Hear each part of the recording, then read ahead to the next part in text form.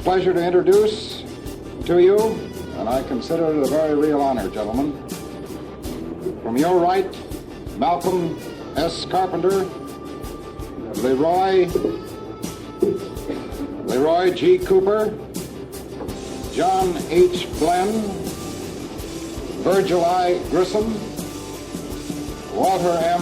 Schirra, Alan B. Shepard, Donald K. Slayton. These, ladies and gentlemen, are the nation's Mercury astronauts.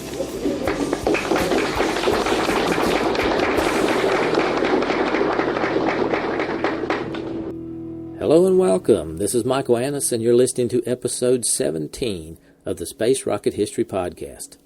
And now, the Mercury 7.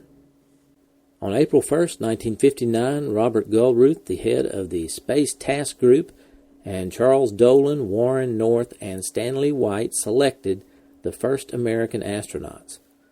The Mercury 7 were Scott Carpenter, L. Gordon Cooper, John H. Glenn, Virgil I. Grissom, Walter M. Schirra, Alan B. Shepard, and Donald Slayton. And now a brief biography of each astronaut prior to their selection. Malcolm Scott Carpenter was born on May 1st, 1925 in Boulder, Colorado. His parents separated when he was 3 years old, and when his mother was hospitalized with tuberculosis, he was raised by a family friend. He attended primary and secondary school in Boulder, graduating from high school in 1943. After graduating, Carpenter entered the Navy V-5 flight training program at the University of Colorado. The program was designed to give potential pilots advanced academic training at the same time they received basic experience in aircraft. After a year there, he spent 6 months in training at St. Mary's Pre-Flight School in California and 4 months in primary flight training in Iowa. When the V-5 program ended at the close of World War II, Carpenter entered the University of Colorado to major in aeronautical engineering. He received a degree there in 1949. Following his graduation, Carpenter joined the Navy and received flight training from November of 1949 to April of 1951. He spent 3 months in the Fleet Airborne Electronics Training School in San Diego and was in a Lockheed P-2V transitional training unit at Whidbey Island, Washington, until October 1951.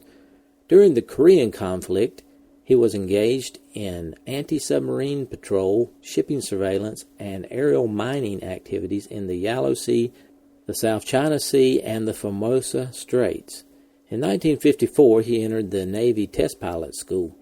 After completion of his training, he was assigned to the Electronics Test Division of the Naval Air Test Center. In this assignment, Cooper conducted flight test projects with the A-3D, F-11F, and F-9F. He then attended Naval General Line School in California for 10 months in 1957 and the Naval Air Intelligence School, Washington, D.C., for an additional 8 months in 1957 and 1958. In August 1958, he was assigned to the USS Hornet as an air intelligence officer. This is where he was serving when he received cryptic orders to report to Washington in connection with an unspecified special project. Leroy Gordon Cooper, or Gordo, was born on March 6, 1927 in Shawnee, Oklahoma. He attended primary and secondary schools in Shawnee and Murray, Kentucky, where he graduated from high school in 1945. The Army and Navy flying schools were not taking any candidates the year he graduated from high school, so he decided to enlist in the Marine Corps. He left for Parris Island as soon as he graduated. World War II ended, however, before he could get into combat. He was assigned then to the Naval Academy Preparatory School and was an alternate for an appointment to Annapolis. The man who was the primary appointee made the grade, so Cooper was reassigned in Marines to guard duty in Washington, D.C. He was serving with the Presidential Honor Guard in Washington when he was released from duty along with other Marine reservists. After his discharge from the Marines, he went to Hawaii to live with his parents. He started attending the University of Hawaii, and there he met his wife, Trudy B. Olson. Trudy was quite active in flying and the only Mercury wife to have a pilot's license. They were married on August 29, 1947 in Honolulu and lived there for 2 more years while he continued his study at the university. While he was at the university, he received a commission in the U.S. Army ROTC. He transferred to the Air Force and was called to active duty for flight training on the main continent in 1949. He underwent pilot's training at Perrin Air Force Base and Williams Air Force Base. After he received his wings, he was assigned to the 86th Flight Bomber Group at Landstuhl, West Germany, where he flew F-84s and F-8 jets for 4 years. He later became flight commander of the 525th Fighter Bomber Squadron. When he returned to the U.S. in 1954, he attended the Air Force Institute of Technology for 2 years. He graduated there with a bachelor's degree in aeronautical engineering in August 1956 and was assigned to Edwards Air Force Base, where he attended the Experimental Flight Test School until 1957. When he graduated from the school, he was assigned to the fighter section of the Flight Test Engineering Division at Edwards as a project engineer and test pilot at the Air Force Flight Test Center. There he worked on the F-102A and the F-106B test programs. He corrected several deficiencies in the F-106, saving the Air Force a great deal of money.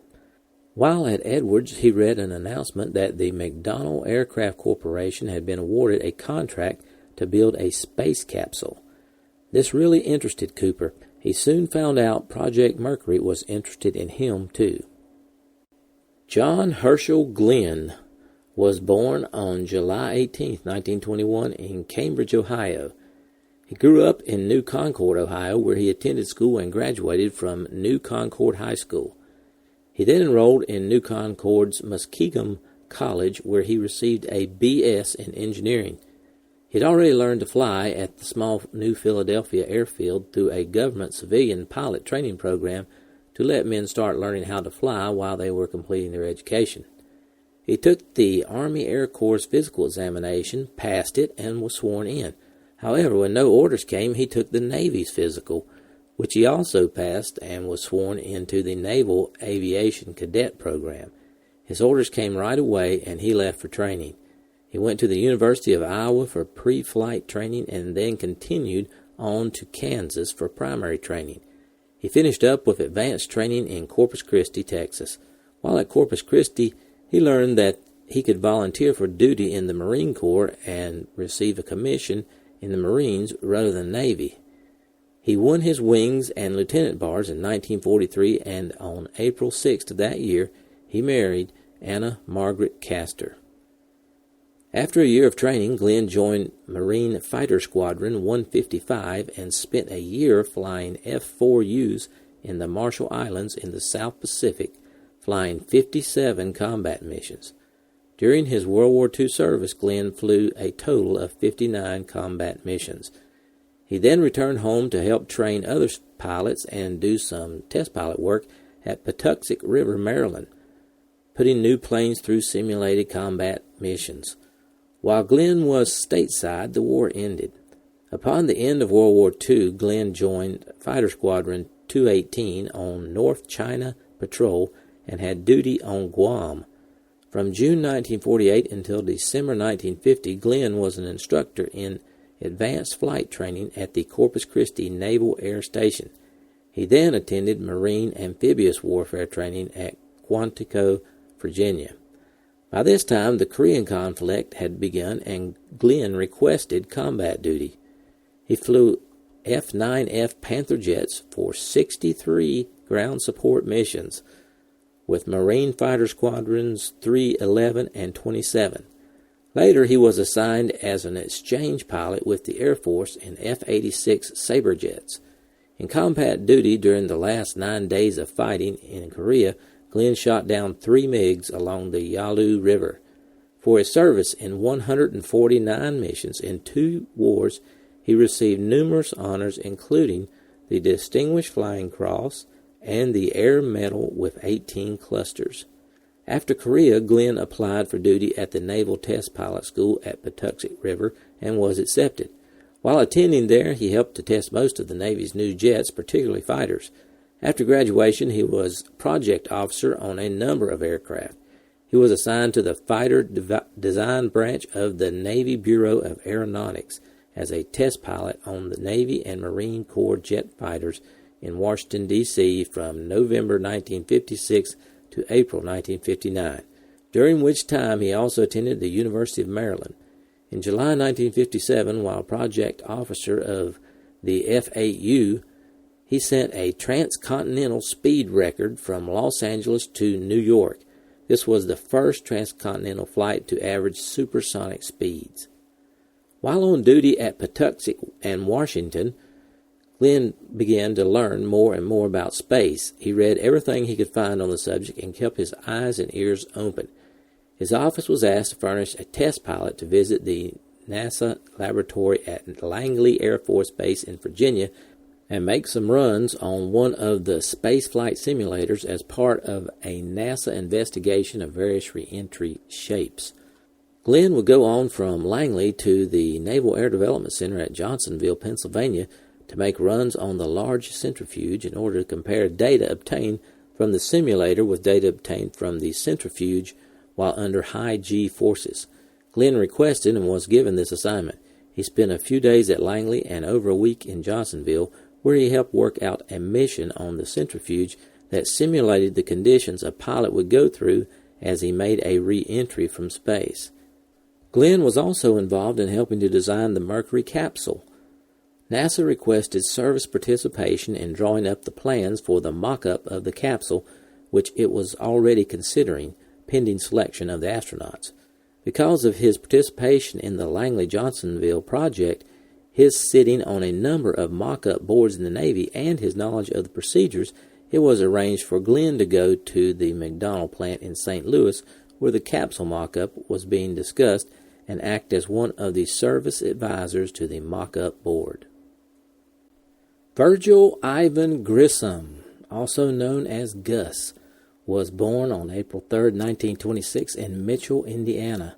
Although Grissom was too short to participate in high school sports, he found a niche for himself in the local Boy Scout troop, where he eventually served as leader of the Honor Guard. Throughout high school, Virgil used a good portion of his money to take Betty Moore to the late shows at the local theater. He had met her during his sophomore year, and he immediately knew that she was the girl for him.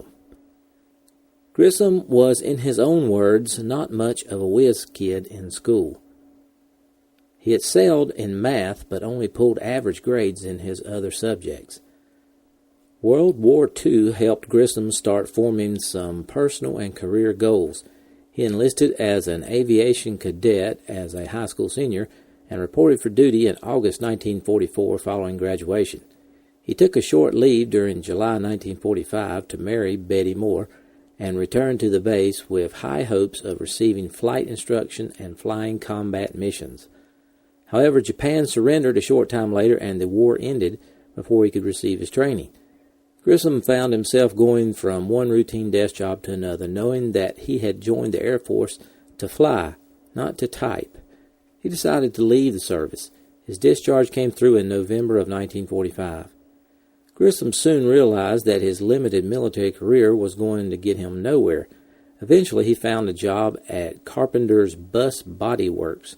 However, he knew that he did not want to spend the rest of his life installing doors on school buses in Mitchell, Indiana. Therefore, he set another goal for himself.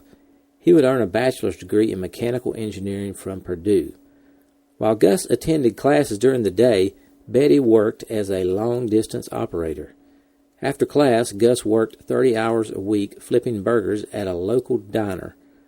Their combined incomes, plus a small grant from the GI Bill, financed the cost of his education and their pint-sized apartment near the campus. After 3.5 years of study, Grissom graduated in 1950 with a B.S. in mechanical engineering. After graduation, he enlisted in the Air Force, finished Air Cadet training, and won his wings.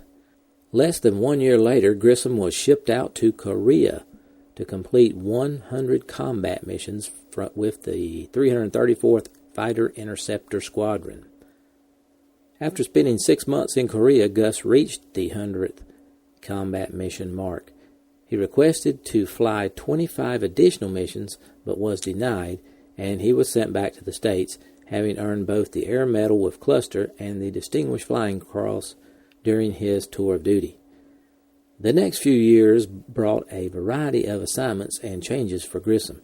He served as a flight instructor for new cadets, a task which Gus soon learned could be even more dangerous than the combat missions he had flown in Korea.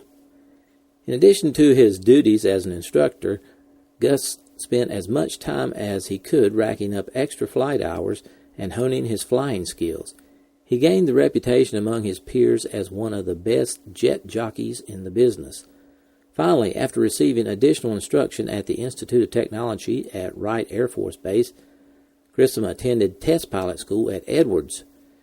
He received his test pilot credentials in 1957 and was transferred back to Wright-Patterson, where he specialized in testing new jet fighters.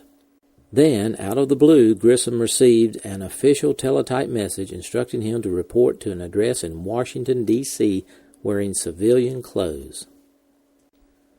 Walter Marty Schirra, also known as Wally, was born on March 12, 1923 in Hackensack, New Jersey. Schirra graduated from Dwight W. Morrow High School in Englewood, New Jersey in June 1940. He studied aeronautical engineering at the Newark College of Engineering from 1940 to 1942. In 1942, he was appointed to the U.S. Naval Academy and received a Bachelor of Science degree on June 6, 1945.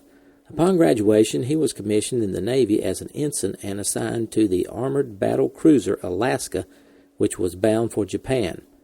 But the war had ended by the time he arrived. On February 23, 1946, he was married to Josephine Cook Frazier, and later that year he was assigned to the staff of the 7th Fleet in the Pacific in China. In 1948, after completing pilot's training at Pensacola, he was designated a naval aviator and assigned to Fighter Squadron 71 as an exchange pilot with the 154th Fighter Bomber Squadron.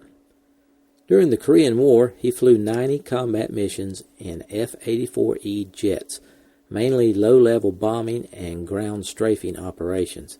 He was credited with downing at least one MiG fighter and possibly a second one. From 1952 to 1954, Schirra served as a test pilot at the Naval Ordnance Training Station at China Lake, California, where he took part in the development of the Sidewinder air-to-air missile. During one test flight, after he had launched the Sidewinder from his jet, the missile doubled back in the direction of his plane, and Schirra had to use great skill to evade it. From 1954 to 56, he was a project pilot for the F-7U-3 Cutlass jet fighter and instructor pilot on the Cutlass and the FJ-3 Fury. In 56 and 57, he flew F-3H-2N Demons as operations officer of Fighter Squadron 124 on board the aircraft carrier Lexington in the Pacific. In 1957, he attended the Naval Air Safety Officer School at the University of Southern California, and in 58 and 59, he completed test pilot training at the Naval Air Test Center at Patuxent River, Maryland. Then he was assigned to suitability development work on the F-4H jet fighter. He remained there until he was called to report to Washington, D.C. wearing civilian clothes. Alan B. Shepard was born on November 18, 1923, in East Derry, New Hampshire. He attended primary school in East Derry and graduated from the Pinkerton Academy in 1940. He studied 1 year at Admiral Farragut Academy, Toms River, New Jersey, and then entered the U.S. Naval Academy at Annapolis. He graduated from the Naval Academy on June 7, 1944. After graduation, Shepard was commissioned as an ensign, and during the final year of World War II, he served on the destroyer Cogswell, which was deployed in the Pacific. At war's end, on March 3, 1945, Shepard married Louise Brewer, whom he had met while he was a midshipman at the Naval Academy. After the war, he underwent naval flight training at Corpus Christi and Pensacola. During training, he was so eager to fly that he studied and received a pilot's license at the civilian flying school before winning his Navy wings in March of 1947. His next assignment was with Fighter Squadron 42 at Norfolk, Virginia and Jacksonville, Florida. He served several tours aboard aircraft carriers in the Mediterranean while with this squadron. Shepard went to the U.S. Navy Test Pilot School at Patuxent River, Maryland in 1950, then served 2 tours in flight test work at that station. During those tours, he took part in high-altitude tests to obtain data on light at different altitudes and on a variety of air masses over the American continent. He also participated in experiments in test and development of the Navy's in-flight refueling system, as well as carrier suitability trials of the F-2H-3 Banshee and trials of the first angled carrier deck. During his second tour at Patuxent, he was engaged in testing the F-3H Demon, F-8U Crusader, F-4D Skyray, and F-11F Tigercat. He was project test pilot on F-5D Skylancer and spent his last 5 months there as an instructor in the test pilot school. Between these 2 tours from 53 to 56, he was assigned to Fighter Squadron 193 at Moffett Field, California, a night fighter unit using Banshee jets. He was operations officer of the unit and made 2 trips with it to the Western Pacific aboard the carrier Oriskany. After completing his second tour at Patuxent, he attended Naval War College at Newport, Rhode Island, and was subsequently assigned to the staff of the Commander-in-Chief Atlantic Fleet as an aircraft readiness officer. And our final astronaut is Donald K. Slayton, also known as Deke. He was born on March 1, 1924 in Sparta, Wisconsin. Slayton graduated from Sparta High School in 1942 and then enlisted in the Army Air Corps as an aviation cadet on his 18th birthday. He completed flight training at Vernon and Waco, Texas, and received his wings and commission in April 1943. He was then sent to Europe, where he flew 56 combat missions in B-25 medium bombers with the 340th Bombardment Group. He returned to the U.S. in mid-1944 as a B-25 instructor pilot and later served with a unit responsible for checking pilot proficiency on the A-26 light bomber. In April 1945, he was sent to Okinawa with the 319th Bombardment Group and flew 7 combat missions in A-26s in the Ryukyus Islands before Japan surrendered. Slayton served as a B-25 instructor pilot for a year following the end of World War II, and in 1946 he was discharged from the Air Force as a captain. He then entered the University of Minnesota, where he doubled up on courses and graduated in 2 years with a bachelor's degree in aeronautical engineering in 1949. The Boeing Aircraft Company hired him as an engineer, and he worked in Seattle, Washington for 2 years on electrical systems and wing designs. Then in 1951, he was recalled to active duty by the Minnesota Air National Guard. Upon reporting for duty, he was assigned as a maintenance flight test officer of an F-51 squadron in Minnesota. Then he spent 18 months as a technical inspector at headquarters, 12th Air Force. He was also assigned as a fighter pilot and maintenance officer with the 36th Fighter Day Wing at the U.S. Air Force Base at Bitburg, West Germany. Slayton met his wife, Marjorie Lunny, while he was in Germany. She was working for the Air Force there, and the two were married on May 15, 1955. Returning to the U.S. in June 1955, Slayton attended the U.S. Air Force Test Pilot School at Edwards. He was a test pilot there from January 1956 until April 1959 and participated in the testing of aircraft built for the Air Force as well as some foreign fighter planes. His last assignment in the Air Force was Chief of Fighter Test Section A. Slayton had been assigned to Edwards for 4 years when Project Mercury came into being, and during this time the Air Force had recently started a new regulation limiting personnel to 5 years in any one assignment.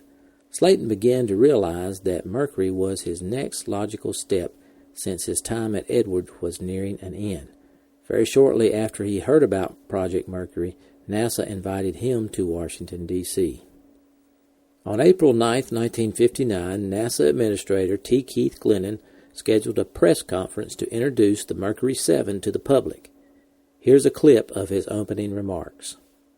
These men, the nation's Project Mercury astronauts, are here after a long and perhaps unprecedented series of evaluations which told our medical consultants and scientists of their superb adaptability to their coming flight. Which of these men will be first to orbit the Earth, I cannot tell you. He won't know himself until the day of the flight. The astronaut training program will last probably 2 years. During this time, our urgent goal is to subject these gentlemen to every stress, each unusual environment they will experience in that flight. Before the first flight, we will have developed our Mercury spaceship to the point where it will be as reliable as man can devise. We expect it to be as reliable as any experimental aircraft.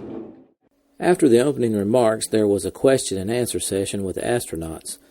The first question was about how the astronauts' wives and children felt about them being selected. All the astronauts said they had good support at home. Later, someone in the press corps asked about what motivated these men to go to space. Here's the clip. What is the motivation of these men? The question is, what is the motivation of these men? Let's try that starting from the left and go down. Well, get them to get their hometown and with this? Yes, I think if you gentlemen will give your hometown and your age as you do this, this will be helpful to the boys on the lenses and also to the reporters. Their name, first of all, Walter. Name, full name, age, and hometown, please. Okay, my full name is Donald K. Slayton, and my hometown is Sparta, Wisconsin, and my age is 35, and I'm in the Air Force. As far as my motivation is concerned, I feel that this is the future of not only this country, but the world. We've gone about as far as we can on this globe, and we have to start looking around a bit, and it's just a natural expansion of flight. And consider it in that light. It's merely an extension of flight. We have to go somewhere, and that's all that's left. And I wasn't around when all the initial exploration was done in this country and around the world. And this is an excellent opportunity to be in on something new, the beginning of it. Alan B. Shepard from East Derry, New Hampshire, and I am also 35.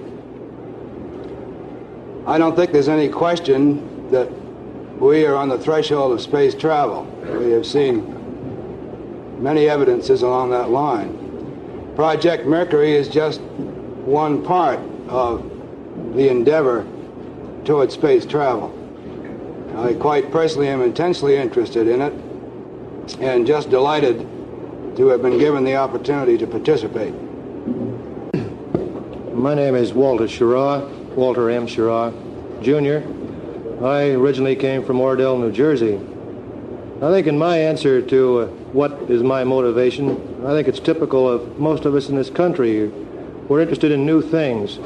Aviation has been a new thing. Now it's a 50-year-old thing. I might add that talking to my mother just recently, asking her if she had any anxieties about this, I had an answer.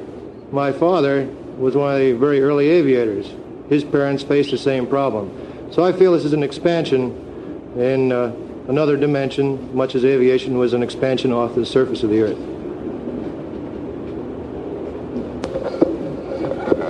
I'm Virgil I. Grissom from Mitchell, Indiana.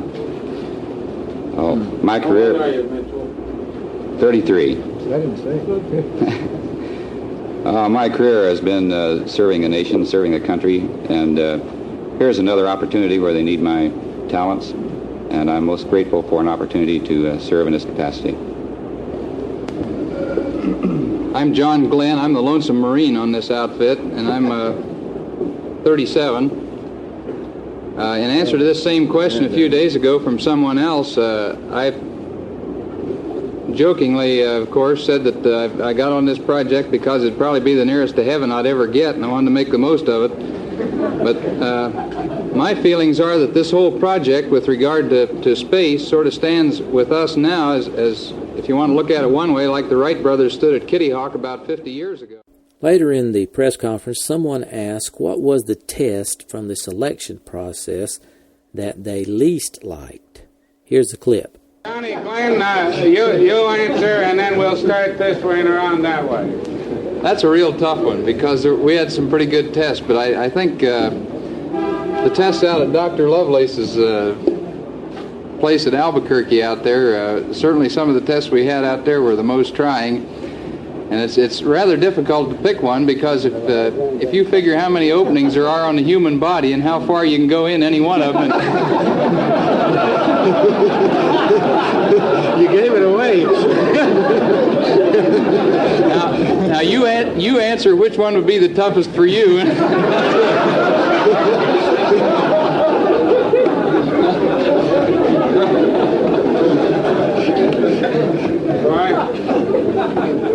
I think he's answered for all of us. Yeah. That was the toughest one for me. Well, I think it would be very difficult to pick any one. I think he answered it very well there. They're all of many different types. I believe that the ones that involved extended effort, like the treadmill and the bicycle, are certainly the most fatiguing. Well, I'll switch directions from John. The one I had the most difficulty with was swallowing that rubber tube for the stomach, whatever they're doing down there. Swallowing a rubber tube for gastric analysis, I believe it is. The press and the public soon adopted the Mercury 7 as heroes, embodying the new spirit of space exploration. As the astronauts lost their private lives, Project Mercury found its first great publicity. On May 28, 1959, the astronauts were brought before the House Committee on Science and Astronomics in an executive session. They were asked to reassure the congressmen that they were content with their orderliness, safety, and seriousness of Project Mercury.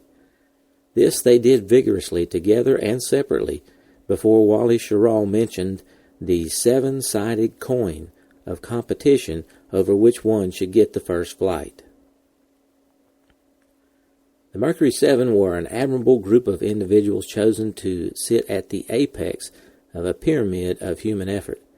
In training to transcend gravity, they became a team of personalities as well as a crew of pilots. All men must balance their hubris with their humility, but as one of those aspiring astronauts said, how could anyone turn down a chance to be a part of something like this?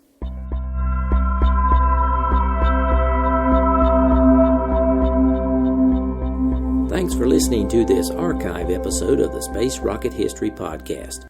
If you are financially able, please support the podcast by going to the homepage, spacerockethistory.com, and clicking on the orange Donate button or the Patreon link.